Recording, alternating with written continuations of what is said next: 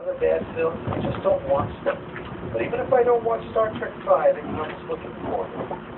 Yes, Star Trek V is stalking them.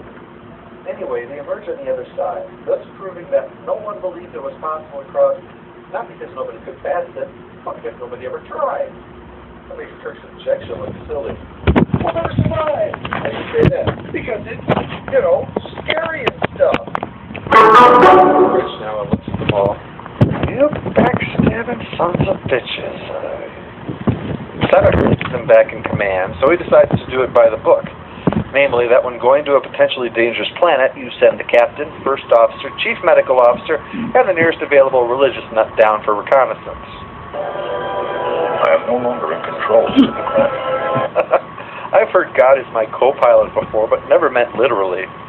God lands them in the middle of nowhere so they can appreciate just how lush and blooming Eden truly is. Kirk wants to get a phaser, but Sybok won't let him, so they go wandering around looking for God. The crew so enthralled that no one even bothers to look at the flashing screen announcing that the Klingons are coming. After all that walking, apparently now is the point where Sybok has found his mark, because he looks around in puzzlement at the lack of God. We have trouble, sir! Yeah!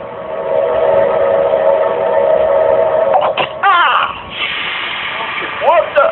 Nice detail. I'm sure God was wondering if you took the subway. Shiny. Thank goodness we know what exact change means now. That everything gets dark and earthquakey, and then, boom! Before the dawn of time, a race of druids. Nobody knew who they were or where they came from. God makes his appearance, and Sybok explains what happened, and it seems God wants to use the ship to pass beyond the Great Barrier. Kirk asks the obvious question. After all, he's dealt with a few self-proclaimed deities in his time. What does God need with a starship? Except in this movie, which has come up with stupid answers for every logical question, I was just expecting more of the same. What does he need with it? Why, with all leather interior, full climate control, surround sound, and a full warranty, how can you hope to be considered divine without one? Well, questioned over his divine power, God responds in the way the scriptures always said. With lightning vision!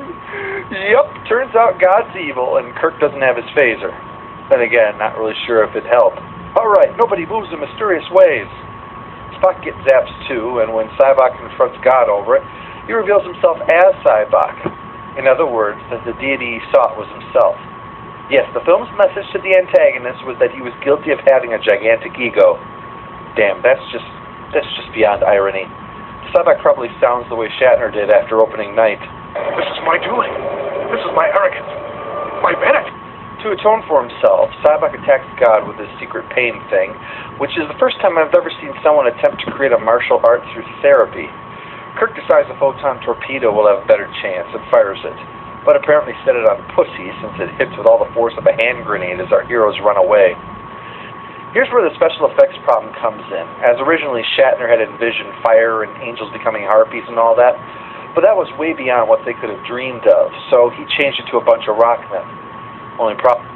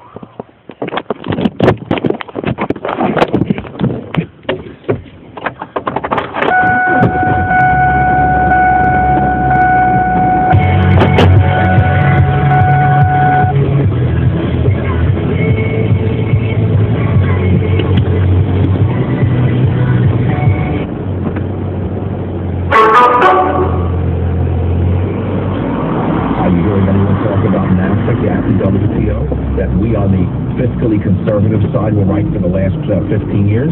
You haven't heard anyone say they're right. Maybe we should get out of that. What do you mean North American Free Trade Association? How is it that South American banana republics have healthier economies than we do? How is that possible?